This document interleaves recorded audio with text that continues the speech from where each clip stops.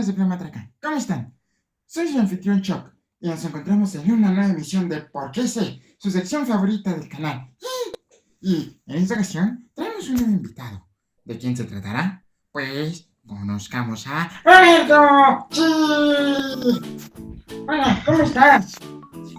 Hola, hola, muy bien, estoy muy contento de estar aquí, pues me encuentro excelente, emocionado, de todo al 100. ¡Qué maravilla! Bueno, no hay que hacer esperarnos al público. Vamos a pasar a tu entrevista. Y Ok, a darle. la primera pregunta para ti es, ¿qué estudiaste? Queremos saberlo. Ok, yo estudié la licenciatura en Economía. Uh, ¿Dónde fue que estudiaste la licenciatura? Yo estudié la licenciatura en la UNAM, en la Universidad Nacional Autónoma de México, específicamente en la Facultad de Estudios Superiores Aragón, que se encuentra en el Estado de México, entre Nesa y Ecatepec, por allá andamos. ¿Qué fue lo que te hizo escoger esa carrera? Porque es una carrera bastante compleja que implica muchas matemáticas y mucho estudio. Sí, así es. Bueno, de hecho, fueron justo esas dos cosas las que me hicieron escoger la carrera. Uh, Yo cuando iba en la prepa, a mí me encantaba la historia, me encantaba la filosofía y bueno, yo decía, quiero leer más de ciertos autores y comencé a investigar, ¿no? A la par de eso, a mí me gustaban mucho las matemáticas. Recuerdo con mucho cariño una materia que se llamaba geometría analítica, que a mí me encantó. Entonces yo dije, bueno, ¿cómo le hago para que mi carrera conjugue estas dos cosas, no? Y investigando, consultando por ahí, fue como encontré economía. Y entonces recuerdo que me acerqué a unos primeros libros, a una primera teoría y me encantó. Entonces yo dije, quiero estudiar esto. Y aparte, pues había dinero de por medio, ¿no? Era una carrera que prometía financieramente. Y dije, va, pues aquí soy. Entonces ahí fue donde me agarré y a la fecha me encanta y me encantó estudiarlo. ok, hablamos de que te gustaba también filosofía e historia. Antes de entrar a la carrera, ¿no consideraste alguna rama exclusivamente de filosofía o de historia? Sí, claro. De hecho, cuando yo me acerqué a las lecturas, mi primer pensamiento fue directamente estudiar filosofía. Yo dije, quiero estudiar filosofía, ¿no? Y recuerdo que había una profesora que era excelente dando clases y me acerqué con ella a preguntarle.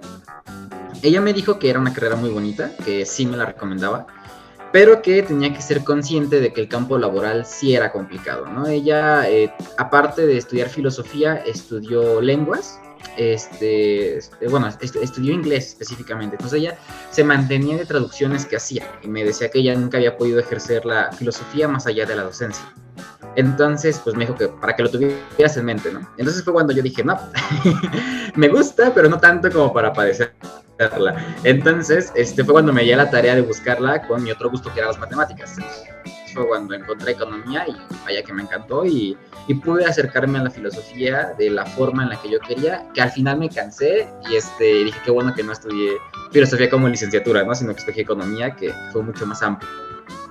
Ok, pero bueno, el proceso para el examen de admisión para la carrera de economía, me gustaría que nos explicaras cuál es el proceso que se tiene que seguir.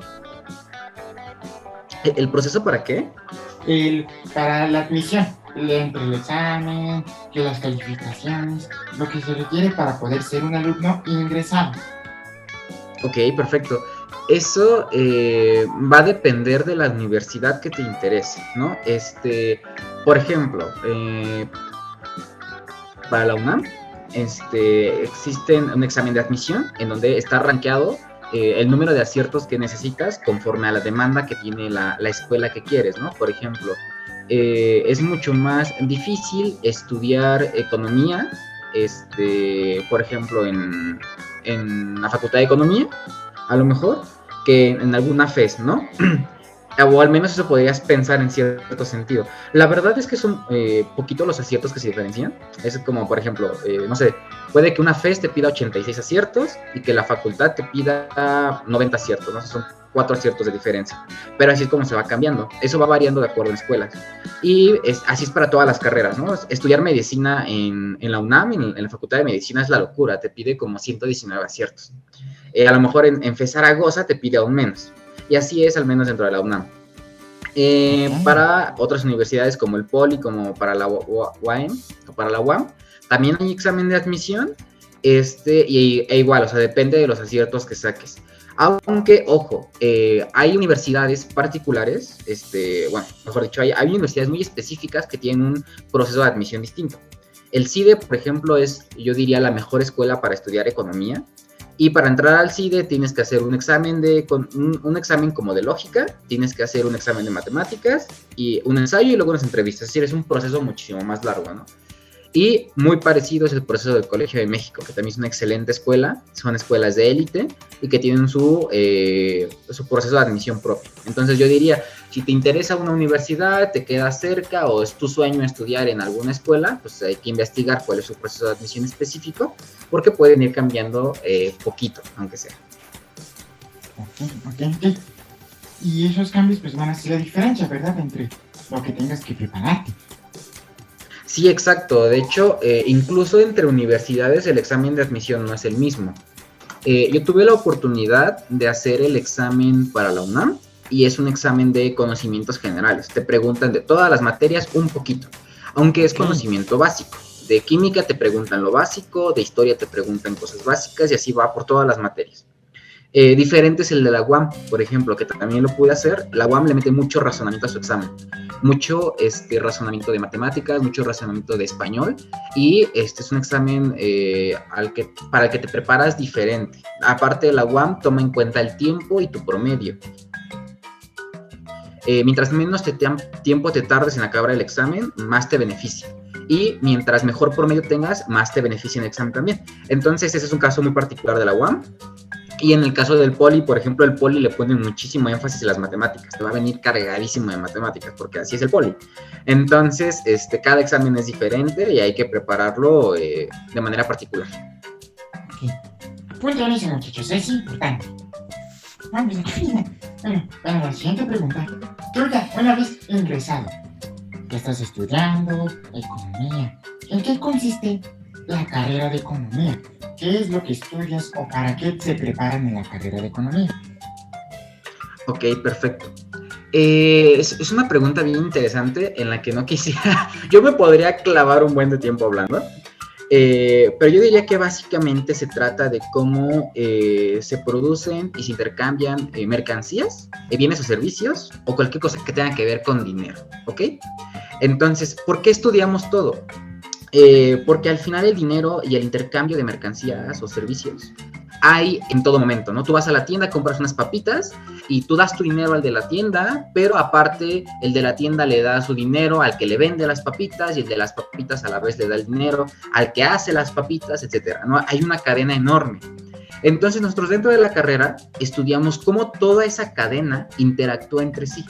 Y, por ejemplo, estudiamos cómo esa cadena interactúa con el gobierno, interactúa con la sociedad, cómo todo ese flujo de dinero, de mercancías, nos afecta en nuestras vidas, ¿no? De repente, cuando un producto sube de precio, tiene una explicación y nosotros nos encargamos de dar una explicación a eso. Pero aparte, nos encargamos de que, por ejemplo, cierto producto no suba de precio, ¿no? Por ejemplo, la gasolina, la entendemos y decimos, la queremos mantener en tal precio, hay que tomar una estrategia. Entonces, es muy amplio lo que estudiamos. Estudiamos historia, estudiamos política, estudiamos muchísimas matemáticas y bueno, es una parte muy amplia realmente lo que hacemos, ¿no? Y básicamente es como lo decía ahorita, ¿no? Todo lo que tenga que ver con dinero, todo lo que tenga que ver con intercambio, nosotros lo estudiamos. Y tenemos por eso un panorama muy amplio de lo que hacemos y por eso es que al momento de escoger un empleo, un trabajo, también tenemos opciones amplias, ¿no? Podemos ser administradores, podemos incluso a veces funcionar como contadores, pero también funcionamos dentro de la política. Aprendemos muchísimo qué es la política que más beneficia a una región, a un municipio, etcétera, ¿no? Entonces es muy amplio y abarcamos un montón de cosas. Y de todas esas cosas, ¿cuál es la que tú decidiste ejercer o te encuentras ejerciendo? Claro, dentro de eso, la rama que... Vamos a partirlo en dos cosas, ¿no? A ver. Dentro de toda esta gama de opciones que tiene economía, tú puedes decir, ya, yo quiero ser político, ¿no? Quiero hacer política económica, entonces te vas hacia allá, ¿no? O dices, ¿sabes qué? A mí me gusta la historia, quiero hacer historia económica, y te vas para allá. La más famosa y yo diría que la más rentable de las áreas es finanzas. En finanzas, ¿qué hacemos? Literalmente vemos el dinero dentro de las empresas, cómo fluye, cómo funciona, ¿no? Cómo se invierte. Por ejemplo, es muy famosa la bolsa de valores, también cómo funciona la bolsa de valores. Toda esa área es finanzas, ¿no? Entonces, por esa parte, de cierta forma yo estoy en el área de finanzas. Y bueno, la otra, esa es la primera mitad. ¿Cuál es mi área? Finanzas. Y luego está como cómo trabajas, ¿no? Porque un economista a lo mejor puede decir, bueno, estoy dentro del área de finanzas, pero me dedico a hacer modelos o me dedico a dar consejos, ¿no? Yo soy un consultor. ¿Qué es un consultor? Es una persona que está especializada y a quien le pides ayuda, a quien le dices, oye, tengo una idea o necesito una idea, porfa, ayúdame, ¿no? Entonces te acercas con un consultor. Entonces, específicamente soy consultor y estoy en el área de finanzas. Y yo trabajo en una firma, estoy colaboro con muchísimos otros consultores, algunos con más experiencia, otros con menos, y trabajo muy de la mano con todos. Entonces es un área muy bonita porque es muy creativa, es muy interesante y te permite aprender un montón. Mencionaste que trabajas en una firma, eso me llamó la atención. Bueno, ya que mencionaste lo de la firma, está claro que esa es una de las maneras en las que puedes trabajar, pero también se puede trabajar igual de las finanzas de manera independiente o siempre tiene que ser con una firma. No, de hecho, yo diría que es más común que un economista trabaje de manera independiente. ¿Por qué? Porque como tenemos una amplia gama de conocimientos, muchas veces entre colegas, entre amigos, surgen proyectos y ellos mismos se acercan a ti, no es como de, oye, se supone que tú le sabes a cómo administrar mi dinero, ¿no? O a cómo invertirlo. Entonces ellos se acercan y entonces tú les das la asesoría, respondes sus dudas, etc. Pues obviamente eso viene con un pacto de cuánto cuesta eso, ¿no? ¿Qué remuneración hay para un economista? Entonces, es muy común que los economistas trabajemos así, no solamente para cosas privadas, sino también para el gobierno. Muchas veces hay gobiernos municipales, hay regiones que quieren hacer algún proyecto, no sé, de infraestructura, de construir una escuela, y les ayudamos a justo administrar su dinero, sus recursos, etc. Entonces, es muy común que lo hagamos de manera independiente. Hacerlo con una firma tiene sus beneficios. Los beneficios son que tienes un enorme equipo que te apoya, ¿no? En este caso es como algo que yo no sepa, se lo puedo preguntar a un colega, un compañero que a lo mejor ha estado por el área y me puede ayudar, ¿no? O a lo mejor en su caso de que necesite a alguien más especializado, a lo mejor yo soy economista, pero resulta que necesito un abogado, ¿no? O necesito a alguien del área de tecnología. Entonces, una firma te ayuda a conseguirlo rapidísimo, si no es que ya lo consigues, y además tienes un salario fijo. Eso es algo muy padre, ¿no? Cuando haces consultoría solo, ahí ganas por honorarios, ¿no? Y lo que pagues. Una firma te da la seguridad de que tienes un salario quincenal o mensual, casi siempre es quincenal, pero es fijo, ¿no? Ese montito te llega. Entonces, esos son sus beneficios. Sí, como en todas las partes debe sus beneficios, sus desventajas, y al final sí, claro, nos va a tocar elegir cuál nos conviene o tratar de convenir, ¿verdad? Porque nunca hace falta. Ahora. Sí, exacto. Sí, ahora. Algo que a lo mejor tú me puedes explicar a mí porque, fíjate, yo soy marcianito, yo no soy de la Tierra. ¿Cómo funciona la devaluación de una moneda? ¿Cómo es que se devalúa una moneda o aumenta su valor? Que también puede pasar. ¿Cómo funcionan esos procesos? Ok. Vale, está perfecto. Bueno, digamos que cómo funcionan las monedas tiene que ver con un montón de factores. ¿Ok? Por ejemplo, tiene que ver con en qué está sustentada su moneda. Por ejemplo, en el caso de México, a nosotros nos respalda muchísimo los fondos que tenemos dentro del Banco Central. El Banco Central tiene dinero ahorrado que está expresado en dólares o que está expresado en algunas otras monedas o préstamos. Nosotros tenemos como país, tenemos un crédito ante el Banco Mundial, ante el Fondo Monetario Internacional, instituciones que le prestan el dinero a los países. Entonces, como país, tenemos un muy buen crédito. ¿Qué significa eso? Que si tuviéramos un problema grande, tenemos la oportunidad de pedir dinero prestado sin problema y no lo prestan, porque como país somos muy pagadores. Entonces, eso hace que nuestra moneda tenga un buen valor, porque está respaldada, ¿ok? Y generalmente todas las monedas, este es un tipo de respaldo, ¿no? Pero las monedas siempre están respaldadas en algo. Hubo un tiempo en el que, por ejemplo, los dólares de Estados Unidos de América se respaldaban en oro, ¿ok? Entonces, todo dólar, por ejemplo, si quisiéramos hacer esta equivalencia, un dólar valía 1 gramo de oro, por ejemplo. Entonces, hay que partir de esa base, de que todas las monedas tienen algún tipo de sustento. Entonces, ¿cómo funciona cuando una moneda se devalúa? Lo que sucede es que ese sustento se pierde o baja, ¿no? Y por ejemplo, si nos vamos al caso extremo de un país que es muy sonado, que es Venezuela, ¿qué sucede con Venezuela? Que él como país puede imprimir dinero, e imprime. Al final el dinero son moneditas de metal o son billetes de papel, ¿no? Eso no es lo que le da el valor. Lo que le da el valor es su sustento, como hablábamos ahorita de cómo como país tenemos un muy buen crédito, cómo existe esta equivalencia con el oro. Toda moneda que existe en circulación tiene que tener algún tipo de respaldo, algo tiene que decir, ese dinero vale, ¿ok? Entonces Venezuela se puso a imprimir dinero, ¿y qué resulta? Que ese dinero no tenía ningún sustento, no tiene ningún valor. Entonces, pues, no vale ante el mercado internacional, no importa que tú llegues con alguna moneda de Venezuela, porque no está sustentada en nada, entonces no tiene ningún tipo de valor. Entonces, lo que sucedió con Venezuela es que comenzaron a imprimir dinero, y menos dinero tenía sustento. Si volvemos a esta equivalencia del oro con un dólar, por ejemplo, si de repente decimos, no tenemos un dólar, tenemos 2 dólares, pero el oro no se multiplica, seguimos teniendo 1 gramo, entonces ahora 2 dólares valen 1 gramo de oro. Pero yo saco otro dólar, entonces tengo 3 dólares, pero sigo teniendo 1 gramo de oro, entonces 3 dólares valen 1 gramo de oro. ¿Y qué pasa si me vuelvo loco y comienzo a imprimir 100 dólares? Ahora tengo 100 dólares en mi mano, pero sigo teniendo 1 gramo de oro. Entonces, con lo que puedo comprar con cada dólar se vuelve más pequeño. No sé si lo logro explicar así.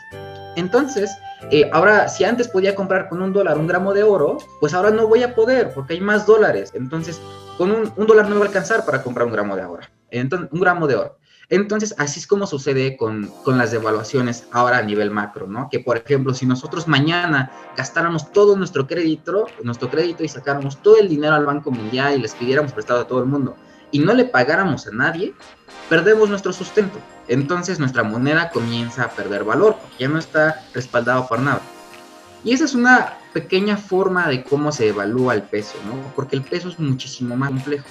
También nos apoya que tenemos recursos como el petróleo, nos apoya que tenemos buena relación con países como Estados Unidos, como China, como otros comerciantes, nos apoya que tenemos un gran comercio, etc. Entonces, si todas esas grandes condiciones comienzan a irse a pique, por ejemplo, si mañana ya no tuviéramos el petróleo y todo el petróleo de México desapareciera, nuestra moneda ante el mundo sería más peligrosa, porque perdimos un respaldo. Entonces, básicamente funciona así. Toda moneda tiene que estar respaldada y cuando ese respaldo baja, entonces una moneda se comienza a devaluar. Y, o sea, repito, es un tema muy complejo, es un tema que tiene que ver incluso con cómo se ve un país ante el mundo, ¿no? Muchas veces si un presidente da una mala declaración ante el mundo, entonces la gente pierde confianza en esa moneda y deja de usarla. Entonces, automáticamente pierde valor. Y viceversa, ¿no? Si un país va bien, si tiene una buena relación con el mundo y todo el mundo quiere usar esa moneda, pues entonces sube de valor, ¿no? Es algo que, por ejemplo, ¿qué pasa con el peso mexicano? El peso mexicano a nivel internacional es muy fuerte, aunque se devalúa contra el dólar, por ejemplo. Somos una moneda muy importante de la región y muy importante en el mundo. Y bueno, o sea, espero haberlo explicado de alguna forma. Es un tema muy complejo, pero súper interesante. Sí, está muy claro. Y ves, ahora que estamos haciendo minutitos. Sí, claro. Eso demuestra que tú estudiaste, ¿eh? Algo se tenía que hacer, ¿no? Algo teníamos que hacer en la carrera, algo se tenía que pegar. Sí, claro. Ya que realizamos el tema de la carrera, me gustaría... ¿existen prácticas profesionales antes de ingresar a los trabajos? ¿Tú en dónde tomaste las prácticas o qué realizaste durante tus prácticas al estudiar? Claro, vale. Todo eso depende de cada escuela, ¿ok? Cada escuela define si esas prácticas profesionales son obligatorias o no. En mi caso específico y de la escuela en donde yo estudié, las prácticas profesionales no eran obligatorias. Es algo completamente opcional, que si tú quieres hacerlo, lo haces, y si no, no pasa nada. Pero Yo decidí hacerlas precisamente porque es algo muy bueno a nivel curricular. Te da experiencia, te ayuda a agrandar tu currículum y a decir, yo hice estas prácticas en algún momento. Yo decidí hacerlas en un lugar muy bonito que me encantó, que se llama Laboratorio Nacional de Políticas Públicas. Es un laboratorio de políticas que se encuentra en el Centro de Investigación y Docencias Económicas, el CID. Estuve allí me dediqué a realizar modelos o realizar pues sí, modelos, cualquier tipo de indicadores, sobre todo indicadores de la política en determinados estados. Es como cuántos policías hay por 100 personas, por ejemplo. Eso nos ayuda a saber qué tan bien está el nivel de seguridad. También veíamos qué tantas personas morían debido a desnutrición, a pérdida de alimentos. Eso nos ayudaba a identificar la pobreza en algunos estados o municipios, y básicamente así era el asunto. Entonces fue un lugar súper padre porque aprendí programación, que es algo que dentro de economía ya hay que aprender, programación. Aprendí a intercambiar ideas con otras personas porque tenía mucha libertad creativa de decir cómo quieres estudiar un estado. Y yo dije, bueno, pues ahora quiero estudiar cuántos policías hay en el estado, ¿no? Entonces me daban esa libertad. Es un lugar súper interesante, súper creativo y en el que aprendí un buen. Pero repito, fue opcional para mí, yo lo quise agarrar, fue muchísimo trabajo, pero me encantó y lo volvería a hacer.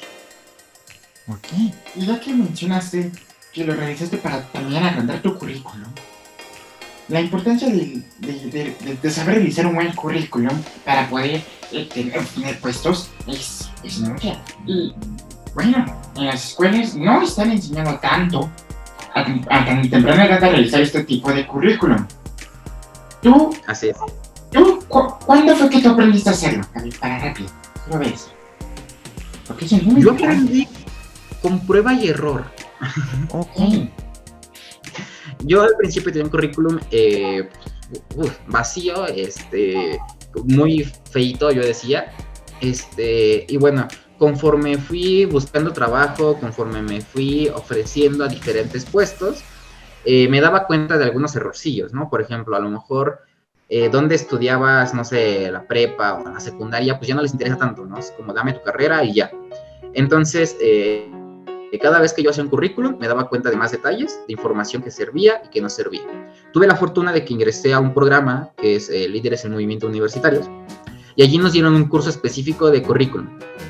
Entonces, eso fue genial, fue grandioso porque me ayudó a pulir algunas cosas. También tuve la oportunidad de tener como mentora a una persona de recursos humanos que habló conmigo y también me ayudó a pulir mi currículum y a decir, es más importante que pongas tu universidad, es más importante que me digas qué actividades extracurriculares hiciste, y me daba como tips muy específicos, ¿no? Entonces, son tips que ahora yo comparto en la medida de lo que puedo, ¿no? O sea, por ejemplo, dar una pequeñísima presentación de ti en 3 renglones puede hablar bastante. Y bueno, hablar sobre todo de logros, ¿no? O sea, más que de tu trabajo y de tu puesto, hablar de logros, ¿no? ¿Qué lograste en ese antiguo puesto? Así trabajaras en un Starbucks, así trabajaras en un Subway, así trabajaras en donde trabajaras. ¿Cuáles fueron tus logros ahí, no? ¿Incrementaste ventas? ¿Conseguiste un premio? ¿Cuál es lo más relevante que conseguiste en ese puesto?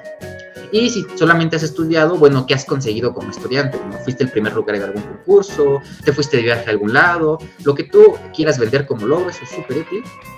Y bueno, o sea, básicamente así, yo aprendí con el tiempo, aprendí con los cursos de prueba y error.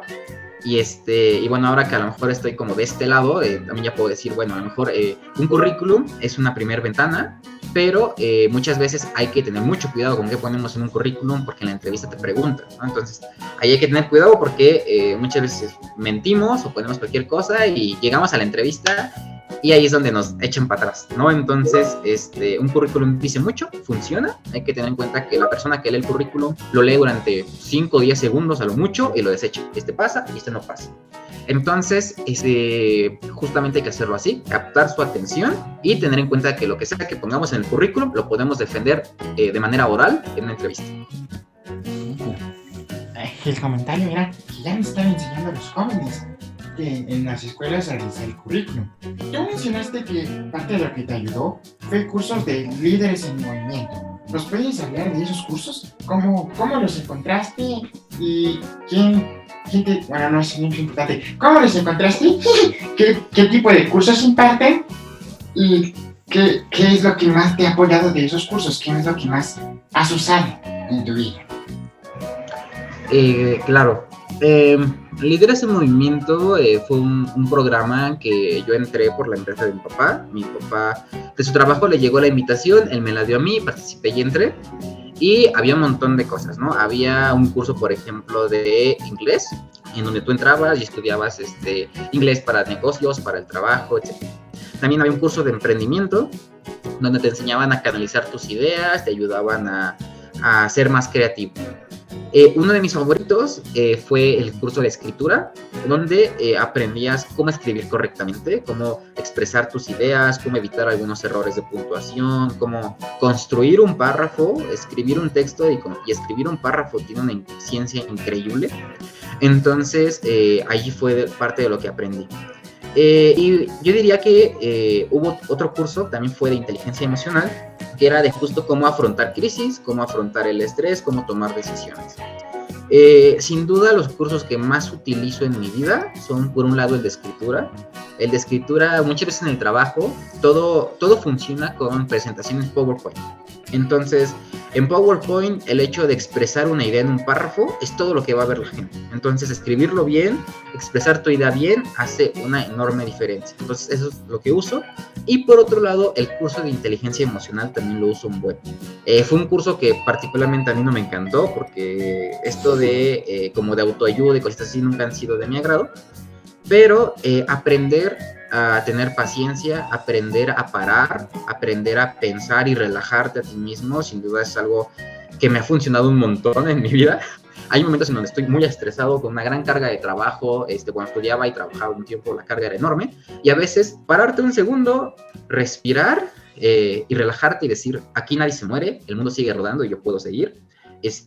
Fue una enseñanza elemental en mi vida y yo creo que de las que más me han servido, sin duda, ¿no? Identificar cuando estás en un punto de estrés muy alto, te ayuda a contrarrestarlo. Entonces, fue ese el curso que más he utilizado, y bueno, ese y el de lectura también son los que más utilizo en la vida. Escritura. Ay.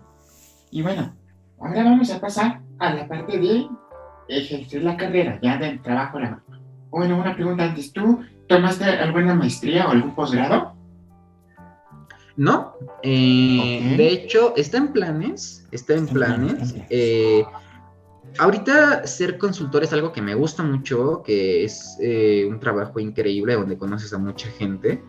Y justo aparte de la consultoría también se puede ir al sector público. Entonces, me encantaría estudiar una maestría relacionada con administración y políticas públicas, pero aún no. Está en planes, pero todavía no. Estoy tomando un diplomado en consultoría, pero justo es un diplomado, eso funciona diferente. Es un posgrado, pero más chiquito que una maestría. Y todavía está en formación. Ok. Ahora sí, para oportunidades laborales. Una vez terminada la carrera, ¿cuáles son las principales oportunidades laborales que se le dan a los economistas? Claro. Vale. Aquí hay que poner dos áreas que yo diría. Una es que todas las áreas de administración generalmente buscan un economista. De hecho, cuando salen las ofertas laborales, dicen para administradores, finanzas, economía o afines, ¿no? Entonces son áreas que tienen que ver con la administración de dinero, de recursos dentro de una empresa. Entonces, eso está muy padre. Y otra área muy importante donde también nos utilizan a los economistas es para análisis de datos. La economía está dando un giro muy importante en estos momentos que a mí me parece fundamental, que es hacia el análisis de datos, ¿no? Con programas como Python, como R, como Power BI, por ejemplo. Entonces, en muchos lugares y ofertas laborales se entiende que un economista sabe utilizar este tipo de programas y que puede manejar o manipular estos datos.